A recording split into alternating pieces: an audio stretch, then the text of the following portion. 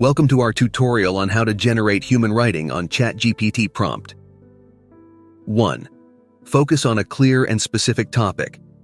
Choose a topic that is relevant to your interests, questions, or goals. Be specific and avoid broad or ambiguous topics to ensure that the conversation stays focused and engaging. 2. Use open-ended questions. Ask open-ended questions that encourage discussion and reflection. This means avoiding simple yes or no questions and asking questions that require more thoughtful and elaborate answers.